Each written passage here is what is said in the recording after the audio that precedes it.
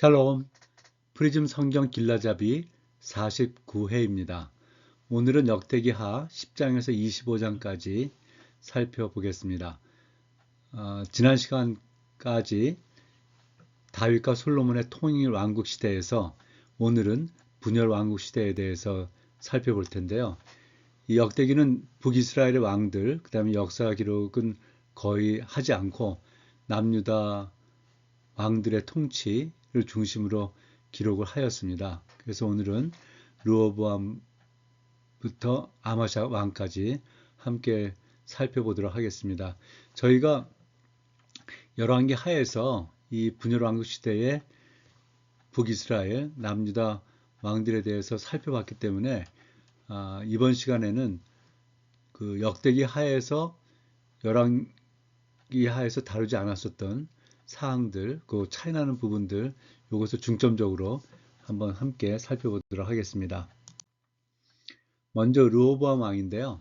이 분열된 왕국과 이제 인과응보다 해서 르호보암 왕은 41세 즉위해서 17년간 통치를 하였습니다. 근데 르호보암 왕의 어머니가 암몬 여인이다 이렇게 소개를 하고 있습니다. 그것이 이제 르호보암 왕의 통치와 연결이 된다 이렇게 말씀을 드릴 수가 있겠고요. 먼저 그 교만과 분열, 그러니까 솔로몬의 뒤를 이어서 세겜에서 왕이 올랐다 이렇게 기록하고 있는데 그 왕궁, 그다음에 성전이 예루살렘에 있는데 왜 세겜에 가서 왕위에 올랐을까? 우리가 질문해 볼 수 있겠죠. 아마도 그 이 세력이 이제 르호보암으로 넘어오면서 그 예루살렘으로 모든 사람들을 모을 만큼 이 힘이 없었기 때문에 열 지파가 있는 그 세겜 쪽으로 올라가지 않았겠나 이렇게 짐작을 해보고요. 올라갔을 때 이제 그 사람들이 얘기를 하죠.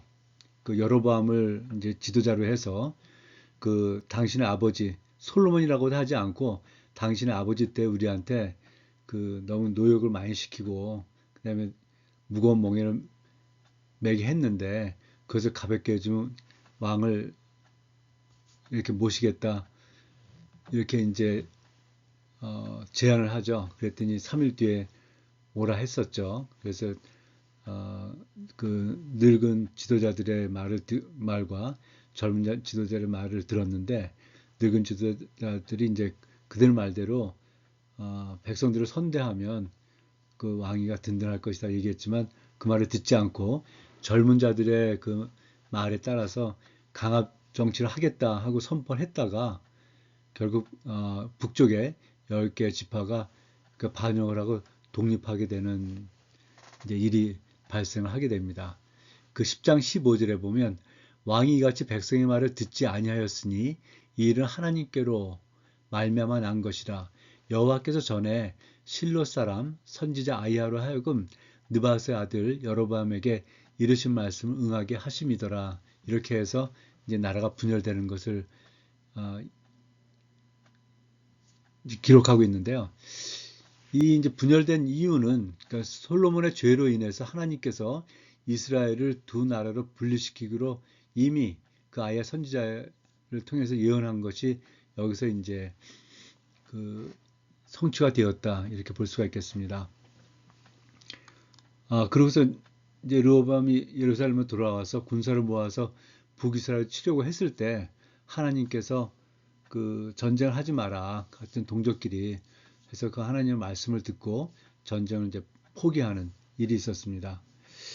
이 초기 3년 동안은 이제 부흥하는 기록이 이제 11장에 나오고 있는데요. 이 북이스라엘의 여로보암이 제단에 금송아지 우상을 세우고 제사장도 뭐 자기 마음대로 막 이렇게 임명을 하지 않았습니까? 그래서 이 레위인들과 경건한 자들, 그러니까 신앙인들이 대거 남유다로 이제 귀순을 하면서 이 신앙적인 결속력이 강화가 됐고, 그래서 상당히 이제 신앙적으로도 이렇게 좀 돈독해지는 이런 이제 일련의 일들이 발생을 하면서 그 이제 부흥하는 그런 모습이 있었습니다. 그러나 이 교만과 징벌 12장에 가서는 나라가 견고해지자. 그래서 이제 주변 나라들도 다 이제 이렇게 치를 하고 하면서 견고해졌었는데 그러자마자 이제 유아와 율법을 버렸다. 그래서 이에 이제 그 하나님이 애굽왕 시삭을 보내서 예루살렘을 치게 하시고 즉위 5년차 됐을 때 애굽왕 시삭이 올라와서 그 이 이집트 쪽의 기록을 보면 180개의 그 남유다 성읍을 점령했다 이렇게 얘기하고 있으니까 거의 뭐 남유다가 초토화된 거죠. 그 예루살렘을 치게 하셨고 그래서 성전과 왕궁의 보물들을 다 탈취를 해 갔다. 12장 9절에 보면 애굽왕 시상이 올라와서 예루살렘을 치고 여호와의 전 보물과 왕궁의 보물을 모두 빼앗고 솔로몬이 만든 금 방패도 빼앗은지라 하고 기록을 하고 있습니다. 이 시삭은 솔로몬에게 그 공주를 보내서 결혼을 했었던 그 왕조가 아니죠. 22대, 그러니까 22대 왕조인데 저쪽 이 서쪽에 있었던 그 리비아 쪽이죠. 그쪽에 있었던 사람들이 이집트에 와서 점령을 해서 세운 왕조인데 이 이집트용어로는 이제 쇼생크라고 굉장히 유명한 왕. 특히 이제 이 남유다와 이쪽 그 이스라엘과의 전쟁에 대한 기록을 이제 갖고 있는 그 유명한 왕입니다. 그렇기 때문에 이제 치러 왔었던 거죠. 그리고 여로보암이 그 솔로몬을 피해서 이집트를 망명을 했을 때 시삭이 그 여로보암을 이제 돌봐줬었던 그 왕이 되겠습니다. 그래서 그 솔로몬이 정말 엄청나게 그 성전 왕궁도 짓고 뭐 그 부를 갖다 굉장히 취해서 뭐 보물이 굉장히 많았었는데 이것이 한 대도 넘어가지 않고 이 유당 그 여로보암 5년이니까 뭐 얼마 진짜 되지도 않았습니다. 해서 다 이제 빼앗기는 것을 보면서 와 이거 정말 허무하다. 저는 전에부터도 왕궁을 그렇게 또 성전을 그렇게 화려하게 지어서 무슨 의미가 있나. 지금 유럽에 있는 그 옛날 지은 교회들 아주 나무르져갖고 굉장히 그 화려하고 정말 뭐 웅장하고 한 그 예배당들이 지금 어떻게 됐습니까? 이 솔로몬의 이 성전과 왕궁의 보물을 뺏긴 것도 마찬가지다라는 생각이 드는데 솔로몬이 이것을 그 예견을 했는지 모르겠지만은 전도서 2장 28절에서 29절에 보면 내가 해 아래에서 내가 한 모든 수고를 미워하였노니 이는 내 뒤를 이을 이에게 넘겨주게 됨이라. 남겨주게 됨이라. 그 사람이 지혜자일지 우매자일지야 누가 알냐마는 내가 해 아래에서 내 지혜를 다하여 수고한 모든 결과를 그가 다 관리하리니 이것도 헛되도다. 이러므로 내가 해 아래에서 한 모든 수고에 대하여 내가 내 마음에 실망하였도다. 마치 그 아들이 이게 이제 벌어지는 일들에 대해서 예견을 한 것처럼 이 전도서 쓰고 있죠. 뭐 꼭 이런 예가 아니더라도 맞는 얘기죠. 자기가 뭐 명예든 뭐 부든 해놨지만 그것을 자식들에 가서 꼭 지켜낼 거라는 이제 보장이 없다는 것에 대해서 얘기를 하고 있는데요. 이거와 좀 그 반대되는 예를 하나 좀 들어보고 싶은데 2025년에 한 유명한 그 대통령이 서거했습니다. 그 우루과이의 호세 무이카라는 그 대통령인데요. 이분이 2010년부터 15년까지 재임 기간 중에 대통령궁 대신에 그 수도 외곽에 있는 소박한 농가에서 거주를 하였고요. 그리고 1987년형 하늘색 폭스바겐 비트를 직접 운전하면서 출퇴근하는 모습이 그의 검소함을 어떤 상징하는 아이콘이 되었다 해서 이게 뭐 신문지상에도 많이 나왔었는데 그리고 월급의 약 90%를 이 사회복지기금과 빈곤층 주택건설 사업 그리고 인재 양성 이런 데 쓰도록 이제 기부해서 얘기하기를 나는 가난한 것이 아니라 절제하며 사는 것이라고 강조를 했습니다. 그래서 재임 중에 우루과이의 실업률과 빈곤율을 낮추는 경제적 성과를 거두었다. 그래서 세계에서 가장 가난한 대통령이나 별칭이 붙어 있고, 이분이 작년에 돌아가셨을 때 정말 우루과이 국가 전체가 애도하는, 그렇게 아주 존경에 맞지 않았던 그 왕이 있었습니다. 그래서 솔로몬 왕과 이렇게 대비를 해보면서 정말 무엇이 중요한가, 이제 이런 생각을 좀 한번 해보게 되었고요. 이 열왕기하고 좀 비교를 해보면, 열왕기에서는 르호보암의 통치를 정치적 분열, 이스라엘 열지파가 이제 떨어져 나가는 거죠. 그 우상 숭배의 시작으로 이제 짧게 다루고 있는데, 역대기에서는 나라가 강성해진 원인을 레위인들이 이제 남쪽으로 대거 내려왔다는 거죠. 신앙을 지키기 위해서. 그렇게 해석을 하고 있고, 이 시삭의 침공이 단순히 군사적 패배가 아니라 신앙적인 타락에 대한 어떤 징벌이라고 명확하게 서술하고 있는 것을 볼 수가 있습니다. 그래서 인과응보와 이제 스스로 겸비하는 것이다. 그래서 왕이 하나님을 버리면 하나님도 왕을 버리신다는 원칙을 이제 보여주고 있고요. 근데 시삭의 침공 때 르호보암과 방백들이 스스로 겸비했다 이렇게 말씀하고 있거든요. 회개했다는 것이죠. 그래서 하나님께서 완전히 멸망하는 것은 면하게 하시는 은혜를 베푸셨다 하고 말씀하고 있습니다. 그래서 여기 이제 스스로 겸비하면 하는 게 이제 역대기 신학의 핵심 키워드 중에 하나다 이렇게 말씀을 드려 볼 수가 있겠고요. 이제 두 번째 아비야 왕입니다. 이 언약의 확신과 승리에서 이제 3년간 통치를 했는데, 이 스마렘 산에서 이 북이스라엘 여로보암의 80만 대군과 맞이해서 이제 40만 군대로 이제 대치를 하면서 이제 전쟁을 하려고 서로 이제 대치를 했는데요. 이때 아비야 왕이 하나님이 다윗에게 주신 소금 언약, 변치 않는 언약이죠. 그걸 근거로 해서 유다의 정통성을 선포를 합니다. 잠깐 보시면 이 소금 언약은 민수기 18장 19절에 이스라엘 자손이 여호와께 거제로 드리는 모든 성물은 내가 영구한 몫의 음식으로 너와 네 자녀에게 주노니 이는 여호와 앞에 너와 네 후손에게 영원한 소금 언약이니라 이렇게 이제 언급을 하고 있습니다. 이 소금이라는 게 이제 부패하지 않게 하는 거 아닙니까? 팔레스타인 지역이 워낙 덕하니까 금방 이제 썩고 이렇게 이제 하는 건데, 이 소금은 이제 부패하지 않는 거니까 변하지 않는 것이다. 이렇게 이제 다윗 언약을 근거로 해서 남유다가 정통성을 갖고 있다. 이렇게 이제 선포하는 아주 훌륭한 메시지, 정말 장엄한 그런 메시지를 이제 이 여러 군대 앞에서 이제 선포를 하게 되는 거죠.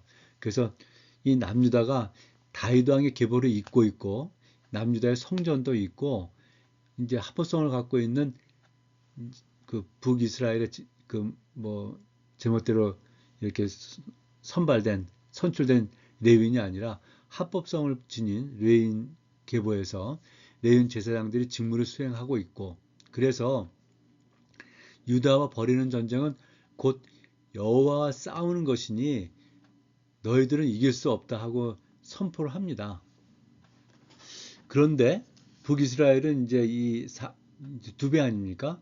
이 남유다 40만 군대를 북쪽과 남쪽으로 이렇게 포위를 했습니다. 이것을 보고 이제 아비야 왕과 남유다 군대가 하나님께 부르짖고 제사장들이 나팔을 불었습니다. 그때 하나님이 여로보암 군대를 치심으로 이스라엘에 대해서 이제 대승을 거두게 되었습니다. 그래서 여기 제사장들이 나팔을 분 것은 여리고 전투 때 한 것을 좀 연상을 시키죠. 그리고 하나님께 부르짖고 하나님께 기도했을 때 하나님께서 그 기도를 들으시고 아비야 왕이 선포한 대로 하나님이 여러분 군대를 직접 치심으로 대승을 거두게 되었습니다. 그래서 열왕기와의 그 차이를 보면 항상 15장인데요. 열왕기는 이제 아비야 또는 아비암 그의 아버지가 행한 모든 죄를 행하고 마음이 온전하지 못했다는 부정적으로 평가하고 이제 짧게 기록하고 마치는데 이 역대기에서는 이 아비아의 그 악행, 우상숭배 이런 것들이죠. 그걸 생략하고 그의 신앙적인 연설, 그 다음에 하나님을 의지하여 거둔 위대한 승리를 한 장 전체를 그 할애해서 매우 긍정적으로 그 묘사하는 모습을 볼 수가 있습니다. 그래서 이 다윗 언약의 신실성을 여기서 이제 한번 더 확인해 볼 수가 있겠는데요. 이 유다의 승리는 군사력의 우위가 아니라 여호와 하나님을 의지하고 언약 안에 머물렀기 때문임을 이 역대기 저자가 강조를 하고 있습니다. 그래서 하나님이 임명하신 제사장과 규례에 따른 예배가 있는 곳에 하나님의 승리가 있다 하는 것을 이 청자 또는 독자들로 하여금 이제 깨닫도록 다시 한번 이 아비야 왕의 그 전쟁, 그 다음에 선포한 메시지를 통해서 확인하고 있는 것이죠. 그 다음에 이제 아사 왕인데요. 세 번째 왕이죠. 전심으로 구하는 신앙의 빛과 그림자. 그래서 41년이나 통치를 했습니다. 초기 개혁과 승리. 그래서 아사 왕이 이방 제단과 산당을 없애고 유다 온 백성에게 하나님을 찾으라고 명령을 합니다.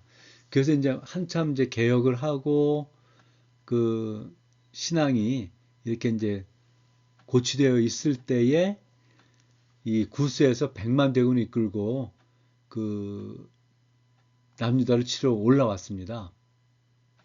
그때 이제 아사 왕과 그 백성들이 기도함으로 인해서 이 구스 100만 군대를 물리쳐서 다 이제 몰아내죠. 그래서 50만 명을 죽였다는데 이 역대기에 나오는 이 숫자들은 좀 과장이 있지 않나 생각은 됩니다. 근데 여기서도 이제 기도를 물리쳤다 하지 않았습니까? 여호와께서 구스 사람들을 치시니 하고 되어 있습니다.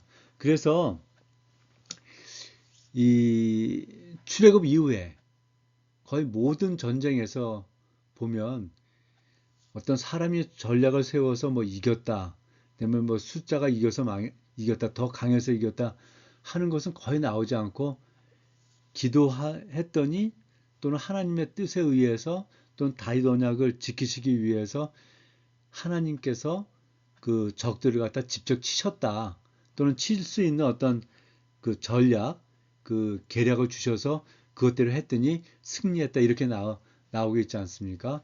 그래서 전쟁은 여호와께 속했다 하는 것에 대해서 계속적으로 이 증거하는 모습을 볼 수가 있습니다.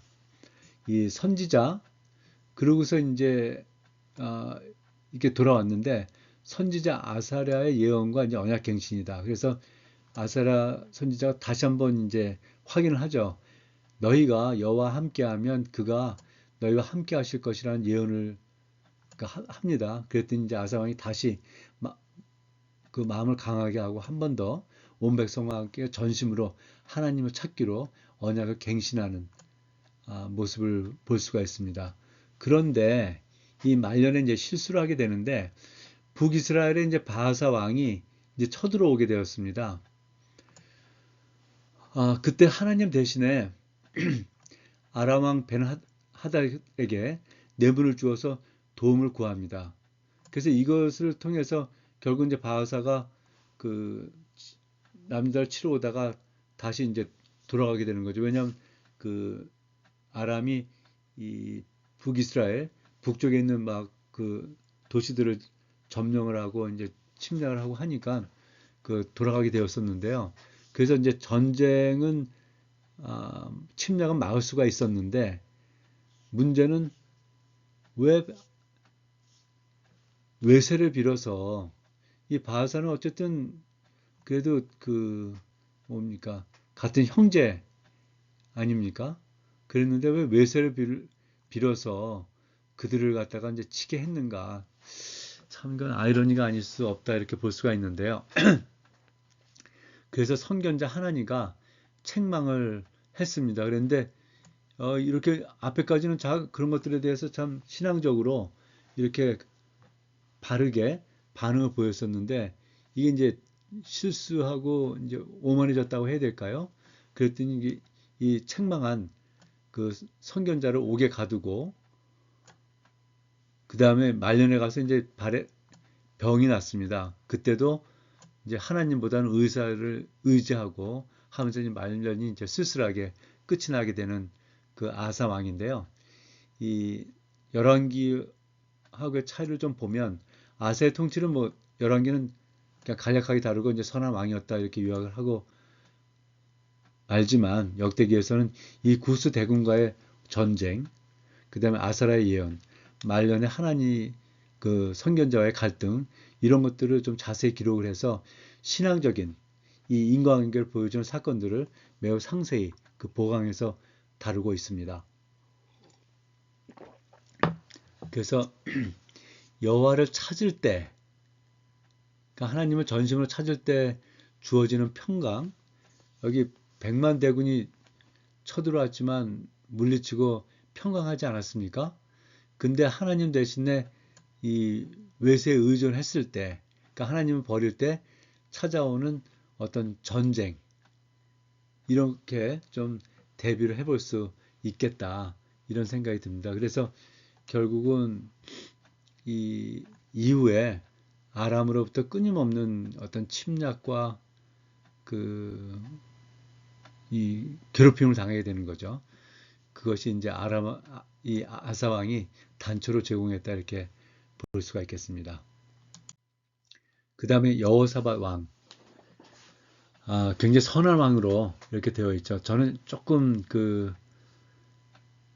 글쎄요, 좀 그런 긍정적인 면이 많지만 또 좀 부정적인 면도 있는 조금 논쟁적인 왕이다 이렇게 열왕기 때도 말씀을 드렸었는데 역대기에서는 좀 어떻게 기록하고 있는지 한번 더 보겠습니다. 말씀 교육과 이제 찬양을 통한 전쟁에서의 승리. 그래서 35세에 즉위해서 25년 동안 통치를 했는데 먼저 율법 교육이 자세히 언급이 되고 있습니다. 그가 전심으로 여호와의 길을 걸어서 산당들과 아세라 목상들을 제거했고요. 그 다음에 방백들과 레위인들을 유다 모든 성읍에 보내서 여호와의 율법책을 가르쳤다 이렇게 기록을 하고 있습니다. 그러니까 여호사밧 왕은 이 신앙이 국가적으로 체계적으로 잘 이렇게 좀 자리매김할 수 있도록 하는 일에 그러니까 모세가 신명기에서 그 백성들에게 율법책을 들려서 가르치고 지키게 하라는 이 말씀을 아주 충실히 따랐던 왕입니다. 이로 인해서 이제 주변 나라들이 이렇게 이제 신앙을 고치될 때는 항상 따라오는 어떤 그 뭐라 그러죠? 뭐랄까요? 그 좋은 어떤 그 반응이 있는 거죠. 주변 나라들이 유다를 두려워하고 조공을 바치고 또 예물을 가져오고 하는 아주 그 나라가 든든하게 세워져가는 이 모습을 볼 수가 있습니다. 근데 북쪽에 이제 아합 왕이잖아요. 이 오므리 왕조, 예, 이 아합 왕, 그 북이스라엘에서 가장 악한 왕이라고 하고 있죠. 물론 이때 이제 나라는 굉장히 북이스라엘도 부강했습니다. 그래서 아합 왕과 연합과 징계가 있는데 북이스라엘 아합과 혼인 동맹을 맺었죠. 그래서 그 여호사밧이 자기 아들 여호람을 이 아합 왕, 아합과 이세벨이죠. 이 아합 왕의 딸 아달랴와 혼인을 시키게 됩니다. 그래서 후에 아달랴가 다윗 왕가를 뿌리채 뽑으려고 했었다 이렇게 이제 기록을 하고 있죠. 그래서 이제 혼인 동맹을 맺었고 그다음에 길르와 라못 전투에 이제 아합 왕이 함께 참여합시다 해서 함께 참여했다가 거의 죽을 뻔했죠. 그리고 이제 돌아왔는데 그랬을 때 이제 선지자 예후가 이제 책망을 하게 됩니다. 그랬더니 다시 이제 그 회개를 하고 이 사법제도를 정비하고 개혁하는 걸 볼 수가 있는데요.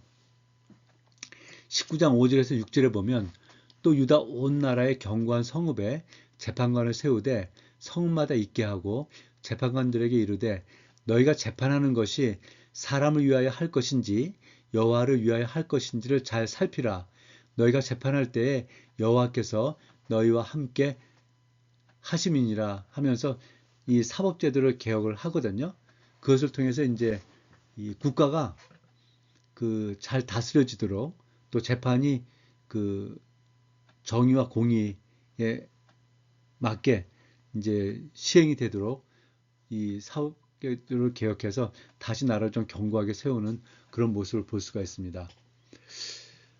그러던 중에 이제 이 요단강 동쪽이죠. 모압, 그 다음에 암몬, 요 마온은 이제 에돔, 가장 남쪽에 있는 요 연합군이 이 엔게디 쪽으로 침공을 하게 됩니다. 그랬을 때 이 여호사밧 왕이 이제 다 군대를 이제 그 인솔해서 가서 하나님께 이제 전전하게 기도를 하죠. 우리는 능력이 없고 오직 주만 바라보나이다. 이렇게 이제 기도를 합니다. 이 기도의 내용이 29장 9절에 보면 만일 재앙이나 난리나 견책이나 전염병이나 기근이 우리에게 임하면 주의 이름이 이 성전에 있으니 우리가 이 성전 앞과 주 앞에 서서 이 환난 가운데에서 주께 부르짖은즉 들으시고 구원하시리라 하였나이다. 이렇게 이제 기도를 하거든요. 이 기도 어서 들어보셨죠? 솔로몬이 그 성전 봉헌식을 하면서 하나님께 드렸던 기도입니다. 그 기도를 인용을 해서 이, 이 연합군과의 이제 전쟁에 앞서서 하나님께 기도를 드리는 것이죠. 그리고 그 이 전쟁을 할 때에 이 군대가 앞서가는 게 아니라 거룩한 예복을 입은 찬양대를 앞세워서 그 찬양을 하면서 나아갔을 때 그 하나님께서 복병을 두어서 이 연합군을 물리치고 승리하게 해 주셨습니다. 그러니까 여기 보면 이제 찬양대가 앞에 나왔다는 거, 요것도 그 여리고 전투하고 좀 그 닮은 모습. 그래서 이제 이 찬양이 얼마나 중요한가. 이제 찬양대가 우리 군대보다 더 힘이 있다. 왜냐하면 하나님께서 그 이제 나서시기 때문에 그래서 하나님께서 승리하게 해주셨다고 다시 또 이게 나오고 있고요. 그래서 열왕기 기록과의 차이는 주로 이제 아방과 함께한 그 길르와 라못 전장 이야기가 거의 초점이 맞춰져 있거든요. 그런데 이 역대기는 여호사밧 왕의 이 신학 교육 이것은 그 이 남유다의 어느 왕들도 이렇게 구체적으로는 이 전국 단위로 교육했다는 기록은 없지 않나 싶습니다. 그래서 아주 그 훌륭한 모습이고요. 그 다음에 연합군 이 모압 암몬 마흔 연합군 이 물리칠 때 이제 찬양대가 앞서가서 이제 그 승리했다. 그래서 남유다 내부의 영적 부흥 사건들을 이제 좀 강조해서 그 기록하고 있는 모습이 이제 열왕기가 좀 차이가 난다 이렇게 말씀을 드릴 수가 있겠습니다. 그래서 다시 전쟁은 하나님께 속했다. 그래서 말씀 중심의 통치와 기도가 국가적 위기를 어떻게 극복하는지를 이제 보여주고 있습니다. 그러니까 이 역대기가 그 포로에서 귀환해서 예루살렘에 돌아온 사람들을 대상으로 그 기록했다 하지 않았습니까? 봐라, 전쟁은 하나님께 속한 거야.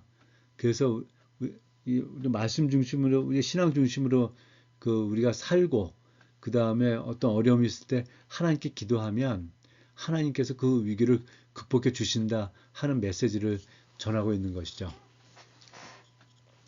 근데 이제 제가 그 열왕기 때 왜 그 여호사밧 왕이 이렇게 아합 왕한테 그 끌려다녔나 이렇게 이제 제가 말씀을 드렸었는데 이 역대기 기록에 보면 역대기 당시 그 여호사밧 당시 남유다도 상당히 부강했다 하고 이제 기록을 하고 있습니다. 그러면 이, 이 국력 차이가 커갖고 그 아합한테 이제 쩔쩔매서 끌려다닌 거라고 보기가 좀 어렵지 않나 이제 그런 모습들도 볼 수가 있는데요. 이렇게 한번 좀 볼 수가 있을 것 같습니다. 만약에 남유다도 못지않게 부강했다고 한다고 하면 이 북이스라엘 아합과 연합을 해서 그 일단 그 이전에 이제 남유다하고 북이스라엘하고 전쟁이 많지 않았습니까? 내전이죠.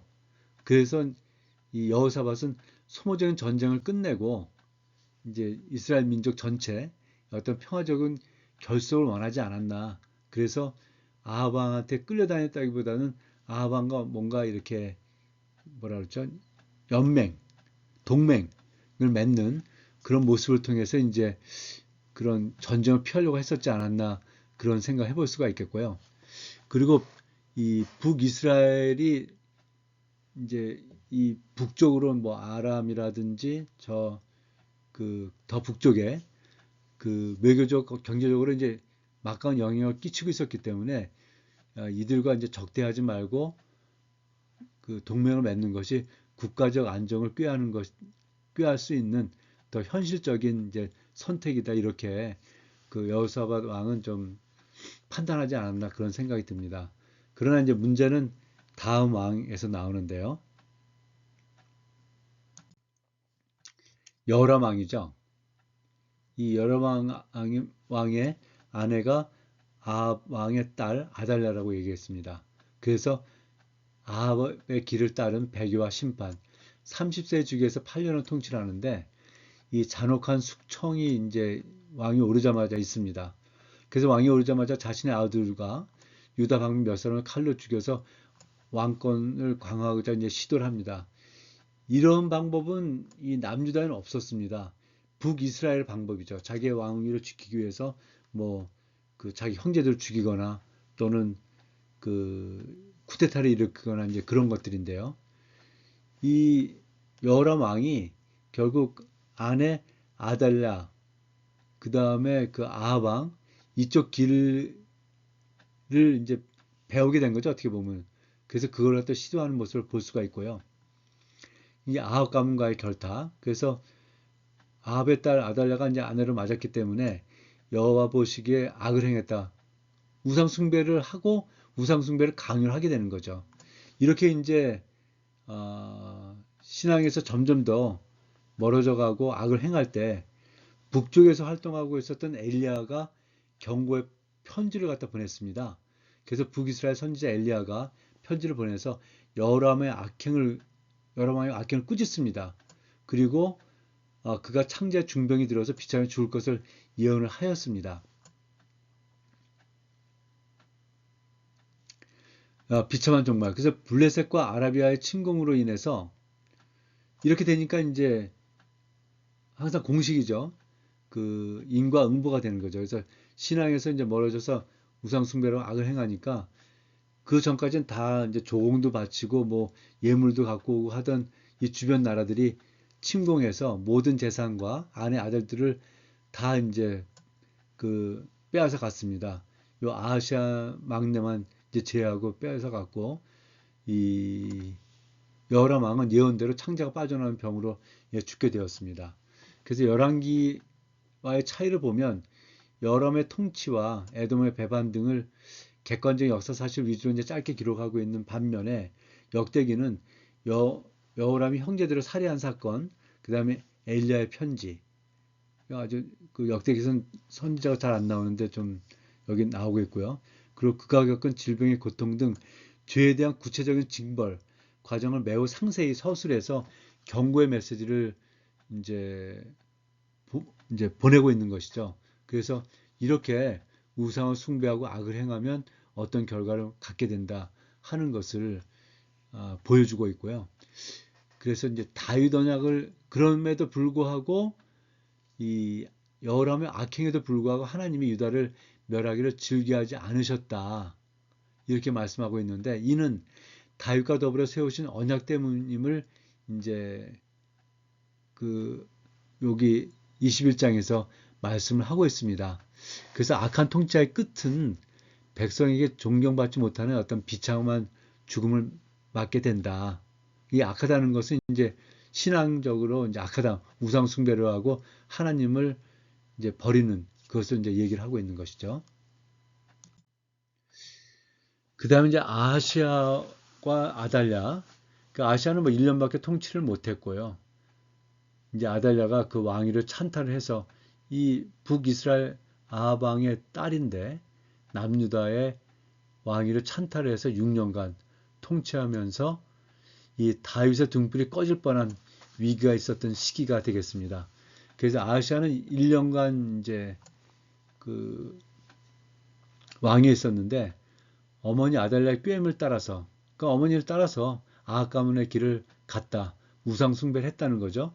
그래서 북이스라엘 요람 왕과 함께 아람과 싸우다가 이제 이 요람 왕이 부상을 입었죠. 그래서 뭐 이제 치료 중에 있을 때 그 방문을 갔다가 예후에 의해서 요람 왕과 함께 죽임을 당해서 이제 1년 만에 끝나게 되었었던 그 아하시아 왕입니다. 그러자 이제 아달랴가 이 아들이 죽자 이 왕족들을 모두 죽이고 스스로 왕이 되었습니다. 말씀드린 대로 이런 것이 이제 남유다는 없었는데 북이스라엘의 그 쿠데타 또는 왕위를 찬탈하는 그 방법을 뭐 아달랴가 어디 가겠습니까? 썼다는 거죠. 근데 이때 아하시아의 누이 그 여호사부앗 열왕기에서는 여호세바라고 하죠. 그러니까 갓난아기 요아스를 그 몰래 빼내서 성전에서 6년간 숨기게 됩니다. 이게 왕족 중에 그 유일하게 남아있는 그 이제 막내 아들이 되는 거죠. 그 6년간 숨겨서 그 이제 키우게 되는데 아달랴 모르게 아달랴는 뭐 성전에 오지는 않으니까 이 여호사부앗이 아달랴의 사실은 딸입니다. 근데 이제 여호야다의 부인이기도 하죠. 근데 어쨌든 이 뭐 이름 여호사부앗, 여호사박과 이름이 같은 건데요. 여호와는 재판관이시다 이런 이제 뜻이 되겠죠. 어쨌든 그 뭐 이름과 같이 이제 이 남유다의 그 다윗의 언약 그 계보를 지키기 위해서 이 요아스를 이제 정말 목숨을 걸고죠 빼내서 이제 6년간 이제 키웠고요. 그래서 제사장 여호와다가 이제 혁명을 일으키죠. 그러니까 7년째 되었을 때에 이 아달랴 7년째 되었을 때에 여호와다가 군대 지휘관들과 언약을 맺고 성전에서 요아스를 왕으로 옹립을 합니다. 그래서 아달랴는 이제 처단을 하고 성전 중심의 어떤 신앙 질서를 회복을 하게 되죠. 그 열왕기의 차이는 열왕기는 군사적 정치적 쿠데타 성격으로 이제 이 아달랴 뭐 그다음 아하시아 이제 묘사를 하고 있는데 역대기에서는 레위인과 제사장들의 역할을 대폭 강조를 하고 있고 성전을 지키는 레위인들의 직무와 찬양의 회복 과정을 상세히 기록을 해서 성전 중심적 개혁인 것을 이제 자세하게 기록을 하고 있습니다. 요아스 그래서 요아스가 이제 7세의 왕이 되죠. 이 성전 수리와 변심의 비극이다. 그래서 7세 주기에서 40년간 통치를 하는데 이 성전이 그러니까 여호람, 아하시아, 그 다음에 아달랴 뭐 이럴 때 이제 많이 막 거기서 막 그 우상 제사도 드리고 막 이렇게 하면서 많이 훼손됐죠. 그래서 그 이 성전 수리를 요아스가 이제 요구를 하게 됩니다. 그래서 여호와다가 살아있는 동안에는 요아스가 이제 경건하게 통치를 하면서 백성들의 자발적인 연보를 통해서 퇴락한 예루살렘 성전을 갖다 대대적으로 이제 수리를 한다. 수리를 이제 했죠. 근데 여호야다 제사장 사후에는 타락을 했다. 이제 신앙의 멘토인 여호야다가 죽자 130세에 죽었습니다. 방백들 하나님께 어떤 묻기보다는 제가 묻는 것, 찾는 거 말씀드렸죠. 묻기보다는 백성들의 말을 듣고 다시 이제 우상숭배를 하게 됩니다. 그런데 이를 꾸짖는 여호야다의 아들, 여호야다 선지 아들, 제사장의 아들 선지 사가랴를 성전 뜰 안에서 돌로 쳐서 죽이는 엄청난 그 악행을 저지르게 되었습니다.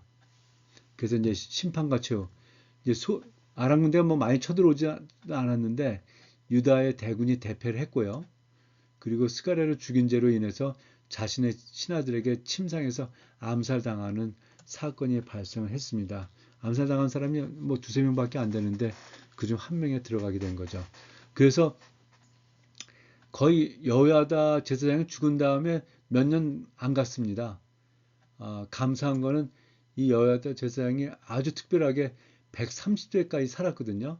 그러니까 하나님께서 정말 남유다를 지키시기 위해서 여러 연약한 그 왕들 뭐 그 상황들 신앙 이런 것에도 불구하고 이렇게 여호와는 또 130세까지 살고 곳곳에 어떤 사랑과 상황들을 두어서 이 남유다를 이 언약을 이어가는 그 나라로 이렇게 인도하고 계시다는, 한편으로 볼 땐 참 뭐 애처롭기도 하고 안타깝기도 하지만, 그렇지만 이제 그 그치지 아니하고 이어질 수 있도록 하나님께서 인도하고 계신 모습을 볼 수가 있습니다. 이 열왕기에서는 이제 성전 수리 비용이 이제 어떻게 되었다 뭐 이런 행정적인 면을 집중하고 있는데, 역대기에서는 요아스가 왜 타락했는지, 그러니까 여호와 제사장 사후에 방백들인 유혹에서 이제 우상 숭배에 빠지겠다는 거죠.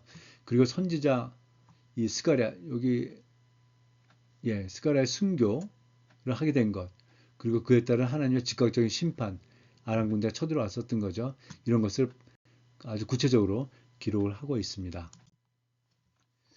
그 다음에 25장에 이제 아마샤, 이 절반의 성공과 우상 숭배의 어리석음을 저질렀던 왕이다. 25세 즉위해서 29년 동안 통치했는데요. 순종과 승리, 왕이 올라서 아버지를 죽인 왕들을 처단했지만 율법에 따라서 그 자녀들은 죽이지 않았습니다. 그리고 이제 곧 에돔과의 이제 전쟁을 하게 되는데, 그 자기가 이제 약하다 생각이 돼갖고 북쪽에 그 금 100달란트를 주고 10만 명의 용병을 북이스라엘로부터 이제 사왔었죠. 근데 하나님의 사람이 그들 다 돌려보내라 이렇게 얘기를 했습니다. 그래서 이제 그 왕들을 용병들을 돌려보내고 에돔과의 전쟁에서 이제 대승을 하게 됩니다. 근데 이 사람들이 전리품을 못 얻으니까 돌아가면서 여러 마을을 갖다 뭐 이렇게 좀 해코지했죠. 사람도 3천 명이나 죽었다는 말이 나오는데, 이것도 마찬가지로 하나님께 의지하지 않고 이렇게 이제 사람한테 의지했을 때 이런 이제 사건이 발생했다는 것을 기록을 하고 있습니다. 근데 참 어처구니 없는 일이 이제 발생을 했는데, 에돔을 정벌하고 돌아올 때 에돔의 신상들을 가져와서 자기 신으로 세우고 분양을 했다 하고 나오고 있습니다. 전쟁에서 진 그 나라에 신상을 왜 가져옵니까? 참 이게 사람들, 뭐 왕들이 여러 나오지만 정말 좀 이해하기 어려운 어처구니 없는 일들이 종종 발생하고 있는 모습을 통해서 정말 사람은 그 신뢰할 수 없다, 또 굉장히 이상한 일들이 많이 발생한다 하는 것을 좀 깔고 있지 않은가 생각이 됩니다. 이 교만과 패배. 그래서 이제 에돔에서 이제 전쟁에서 대승하고 났더니 이 북이스라엘 요아스 왕한테 한번 전쟁하자 얘기를 하죠. 그런데 뭐 전쟁을 했는데 대패했습니다. 그래서 예루살렘 성벽이 허물어졌고 성전 보물도 또 빼앗기고 결국 반역한 무리에게 살해를 당하게 되었습니다. 그래서 열왕기에서는 이 아마시아의 통치를 일반적인 왕의 통치 기록으로 그냥 간단히 서술을 하고 있는데, 역대기에서는 왜 그가 북이스라엘에게 패했는지에 대한 영적 원인, 이 에돔의 그 우상들을 가져와서 그 숭배했다는 거죠. 그것을 명확히 밝히고 있고, 이 선지자의 대화 장면을 삽입해서 신앙적인 교훈을 주고 있는, 그렇게 좀 자세하게 기록하고 있는 모습을 볼 수가 있습니다. 그래서 전심이 없는 어떤 순종의 어떤 위험성을 이 아마샤 왕을 통해서 이제 보여주고 있다, 이렇게 말씀을 드릴 수가 있겠습니다. 그래서 이 아마샤 왕은 여호와 보시기에 정직하게 행하긴 하였으나 전심으로 하지 아니하였더라 하고 말씀하고 있는 이 평가, 그러니까 잘 하다가 이제 이렇게 좀 삼천포로 빠지게 된 것이죠. 그래서 하나님께서 주신 승리의 영광을 우상에게 돌리는 자의 비참한 결말이 어떻게 됐는가 하는 것을 이 포로에서 귀환한 그 사람들에게 보여주고 있다, 이렇게 말씀을 드려볼 수 있겠습니다. 오늘 강의는 여기까지입니다. 감사합니다.